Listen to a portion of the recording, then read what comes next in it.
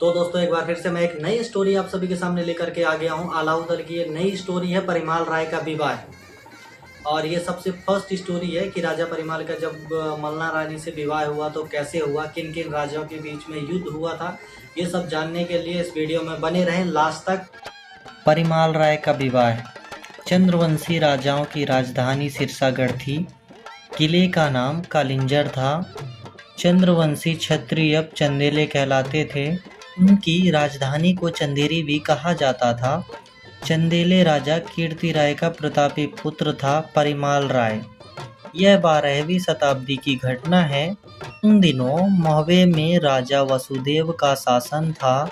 उनके 2 पुत्र थे, माहिल और भोपति, और 3 पुत्रियां थीं, मलना, दिवला और तिलका। मलना बहुत सुंदरी थी।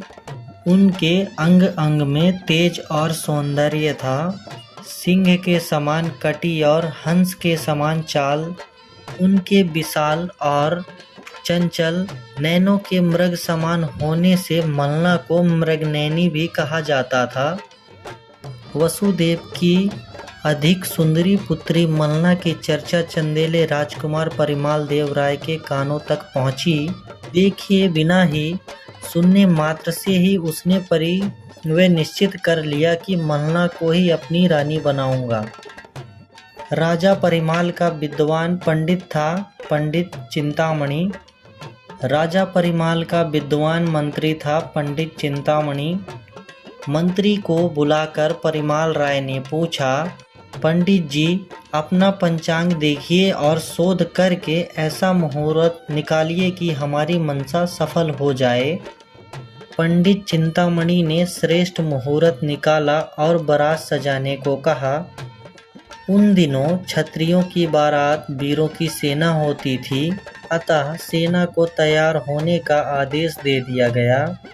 तोपें तैयार कर ली गई, रथ भी सजाए गए, हाथियों पर हौदे सजाए गए, ऊँटों पर बीकानेरी झूले डाल दिए गए, घोड़ों पर जीन और लगाम कसी गईं। जो बहादुर जिस सवारी के लिए निश्चित थे, वे अपनी अपनी सवारी पर चढ़ गए।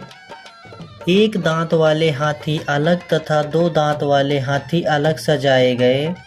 घोड़ों की तो अलग सेना ही सज गई। कुछ तुर्की घोड़े थे, कुछ काबुली कांधारी, कुछ घोड़े रस्की, मुस्की, सब्बा, सब्जा, सुरखा घोड़े नाम कुछ नकुला और नस्ल के घोड़े सजाए गए। हर नस्ल के घोड़े सजाए गए बारात में चलने के लिए, और काठियावाड़ी घोड़ों की तुलना ही नहीं थी। उन पर मखमली जीन सजाई गई। परिमाल राय का विवाह। चंद्रवंशी राजाओं की राजधानी सिरसागढ़ थी। किले का नाम कालिंजर था। चंद्रवंशी क्षत्रिय अब चंदेले कहलाते थे। उनकी राजधानी को चंदेरी भी कहा जाता था। चंदेले राजा कीर्ति राय का प्रतापी पुत्र था परिमाल राय। यह 12वीं शताब्दी की घटना है। उन दिनों महुवे में राजा वसुदेव का शासन था। उनके 2 पुत्र थे, माहिल और भोपति, और 3 पुत्रियां थीं, मलना, दिवला और तिलका। मलना बहुत सुंदरी थी। उनके अंग अंग में तेज और सौंदर्य था। सिंह के समान कटी और हंस के समान चाल। उनके विशाल और चंचल नैनों के मृग समान होने से मलना को मृगनैनी भी कहा जाता था। वसुदेव की अधिक सुंदरी पुत्री मलना की चर्चा चंदेले राजकुमार परिमाल देव राय के कानों तक पहुंची। देखे बिना ही, सुनने मात्र से ही उसने वे निश्चित कर लिया कि मलना को ही अपनी रानी बनाऊंगा। राजा परिमाल का विद्वान पंडित था, पंडित चिंतामणि।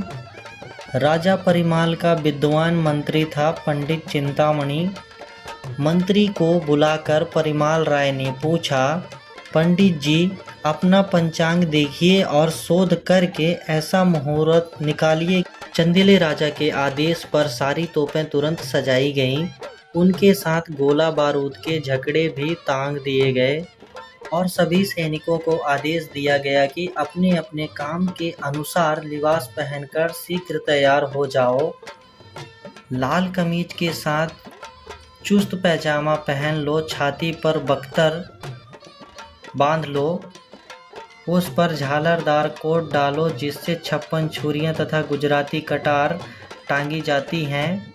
दोनों तरफ 2 पिस्तौलें टांग लो और दाहिनी ओर तलवार लटका लो और सिर पर ऐसी टोपी पहन लो जिस पर गोली लगे तो भी असर न कर पाए। चंदेली सेना के जवानों ने सब गहनों और हथियारों सहित स्वयं को सजाकर तैयार कर लिया।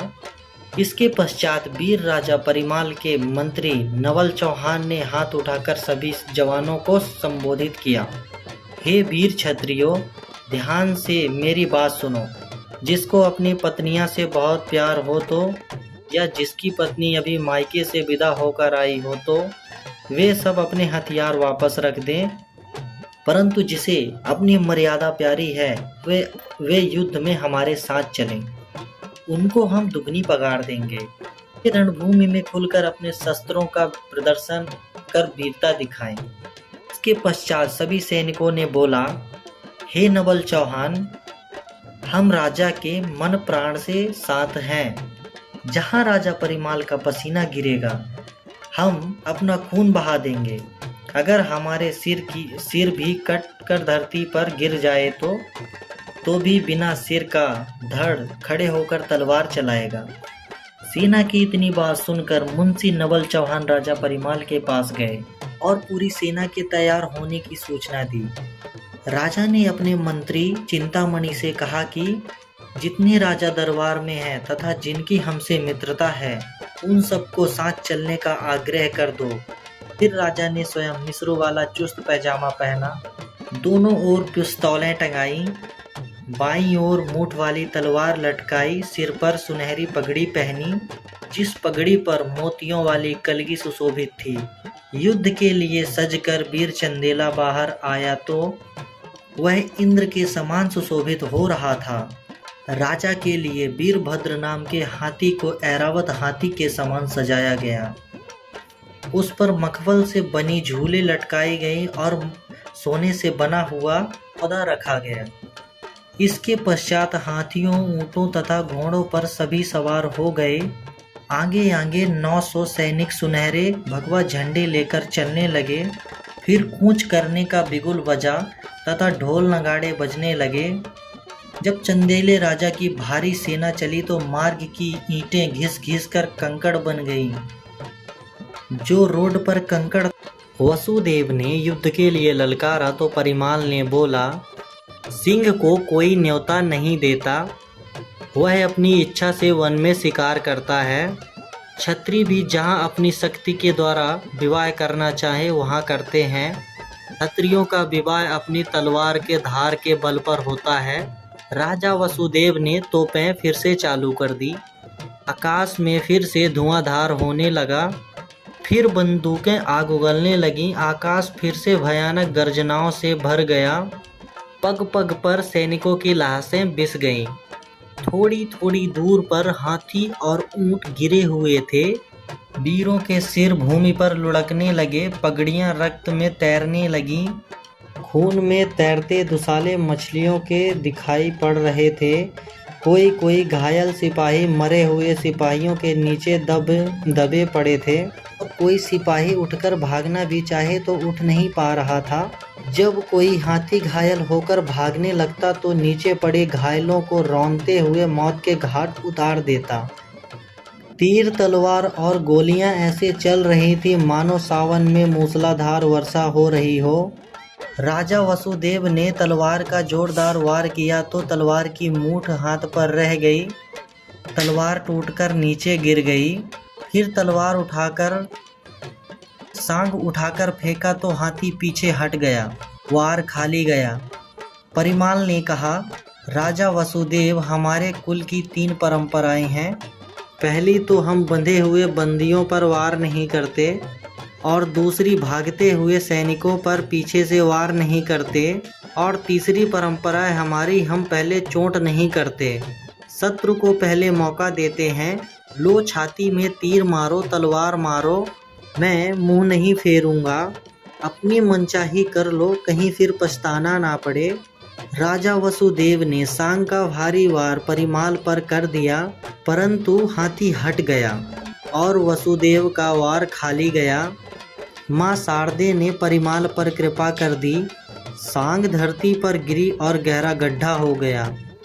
तब वसुदेव ने सोचा, जाको राखे साइयाँ मार सके ना कोई।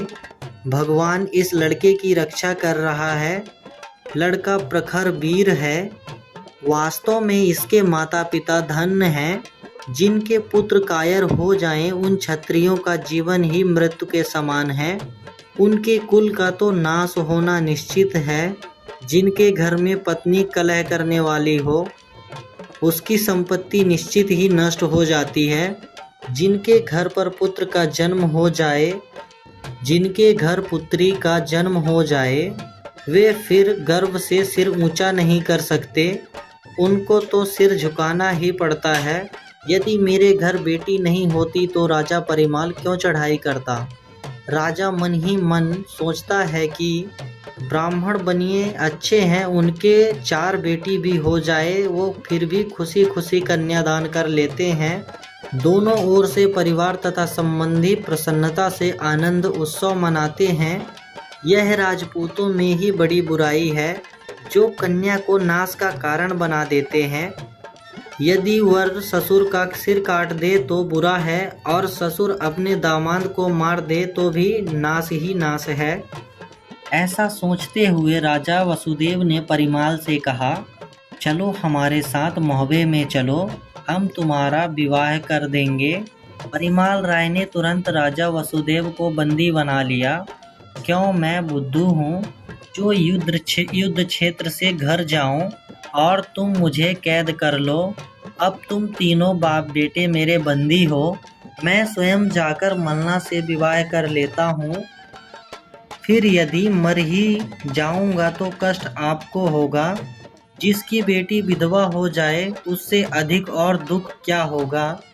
राजा वसुदेव बोले, तुम्हारी सब बात हमारे समझ में आ गई है। तुम वीर हो, बलवान हो और बुद्धिमान भी हो, अतः अपनी सुपुत्री मलना का विवाह मैं तुम्हारे साथ करने को तैयार हूँ। तुरंत पंडित को बुलवाकर मुहूर्त निकलवा लिया और महोबे को सजाने का आदेश दे दिया। तब परिमाल ने राजा और उसके दोनों पुत्रों को स्वतंत्र कर दिया। उन्होंने विवाह की तैयारी कर ली। इधर चंदेला वीर परिमाल बारात लेकर महोबे को चला। मार्ग में चारों ओर फूल और इत्र की खुशबू सजाई गई। जगह जगह महिलाओं की टोलियां मधुर गीत गा रही थी। द्वार पर मंगलाचार के गीत गाए गए, आरती उतारी गई, चंदन की चौकी बिछाई गई। पंडित चिंतामणि ने श्लोक एवं मंत्रों के उच्चारण किए। फिर कुमारी मलना को लाया गया। चिंतामणि ने आभूषणों की पिटारी पहले ही मलना को भेज दी थी। मलना का पूरा श्रृंगार किया गया। इस प्रकार अप्सरा सी सजी हुई मलना दुल्हन बनाकर भावर में लाई गई। एक भावर पर युद्ध की छाया पड़ी, परंतु चंदेल वीरों ने सब कुछ संभाल लिया। 7 फेरे पूरे हो गए। तब राजा परिमाल ने चंदेरी को धामन के द्वारा समाचार भेज दिया गया। चंदेरी में नई रानी के स्वागत के लिए भारी तैयारी की गई। सारे नगर तथा द्वारों को सजाया गया। नृत्य संगीत के लिए प्रबंध किए गए। इधर महोबे से विदा होकर राजा परिमाल अपनी दुल्हन मलना सहित चंदेरी के लिए चल पड़े। अपने राज्य में बारात का भव्य स्वागत हुआ। रानी के स्वागत में मंगल गान हुए। राजा परिमाल का यह सुख अधिक दिन नहीं चला। रानी मलना को चंदेरी का महल पसंद नहीं आया। उसने कहा, हमें महोबे में ही रहना है, अतः या तो महोबे में रहने का प्रबंध करें, नहीं तो मैं अपने प्राण त्याग दूंगी। राजा ने समझाया, महोबे रहने के लिए किसी की दया या स्वीकृति लेकर नहीं रहना है। स्त्री जहाँ रहते हैं अपनी शक्ति के बल पर रहते हैं। जरा ठहरो, मैं महोबे को जीत कर ही तुम्हें वहाँ रहने का अवसर दूंगा। राजा परिमाल ने महोबे के राजा अपने ससुर को पत्र लिखा। दरबार में पत्र दिया तो माहिल ने पूछा, किसका पत्र है, समाचार है। वसुदेव ने बताया कि परिमाल को आधा महुआ बांट कर दे दो, नहीं तो वह पूरा ही राज्य छीन लेगा। माहिल का क्रोध में आना स्वाभाविक था। पहले ही महुए वाले लोग आक्रमण के परिणाम झेल चुके थे। माहिल अपनी संपत्ति एवं अधिकार को इतनी सरलता से छोड़ना नहीं चाहता था। राजा वसुदेव पिछले युद्ध के नुकसान की भरपाई अभी तक नहीं कर पाए थे। राजा ने पुत्रों को समझाया, यह राजधन मृत्यु के समय साथ नहीं जाता। इसके लिए अपनी प्रजा को तथा अपने हितैषियों को मरवाना उचित नहीं। रावण जैसे वली ने अहंकार को महत्व दिया तो अपने परिवार तथा राज्य को नष्ट करवा लिया, और कंस ने अपने बल का अभिमान किया तो कृष्ण के हाथों मारा गया। पैर पालना अच्छा नहीं होता। फिर यहाँ तुम्हारी बहन ही तो रहेगी। बिना लड़े आधा महुआ देने में ही कल्याण है। परंतु माहिल अपनी सेना लेकर लड़ने को तैयार हो गया। युद्ध हुआ। परिमाल ने माहिल की सूचना पाते ही महुआ की ओर कूच कर दिया था। पहले तोपों का युद्ध हुआ, फिर गोलियां चली, तीर चले और घुड़सवार पैदल सामने होकर लड़े। राजा परिमाल ने माहिल को और भूपति को फिर से बंदी बना लिया। वसुदेव को जैसे ही समाचार मिला वह राजा परिमाल के पास पहुंचा और बोला, अब आप शत्रु नहीं संबंधी हैं। अपने दोनों सालों को छोड़ दो और युद्ध समाप्त करके महुए पर आनंद से राज्य करो। महुए का राज्य सौंप कर राजा परिमाल वसुदेव उरही चले गए। वहाँ कुछ अरसे बाद जाकर वह बीमार हो गए। उन्होंने परिमाल को बुलाकर अपने दोनों पुत्र उन्हें सौंप दिए, उनकी रक्षा का वचन लिया। इसके पश्चात राजा के प्राण पखेरु उड़ गए। माहिल ने राजा से कहा, मुझे चुगली करने की आदत है, मेरी गलती को क्षमा करते रहिएगा। इस प्रकार माहिल और जगनिक उरही के जगनेरी के दुर्ग पर चले गए। मल्लना और परिमाल महुए पर राज करने लगे। मल्लना ने अपने ही परिवार को नष्ट करा दिया और अपने पिता के महल में आनंद से रहने लगी। राजा परिमाल भी युद्ध से तंग आ चुके थे, अतः उन्होंने अपने शस्त्रों को सागर को अर्पित कर दिया और भविष्य में शस्त्र न उठाने का संकल्प ले लिया। परंतु उनकी पुरानी साख और धाक से ही वे सुखपूर्वक लंबे समय तक महुए पर शासन करते रहे। इस प्रकार राजा परिमाल और मल्लना का विवाह संपूर्ण हुआ और बहुत ही अच्छे तरीके से दोनों अपना जीवन व्यतीत करने लगे।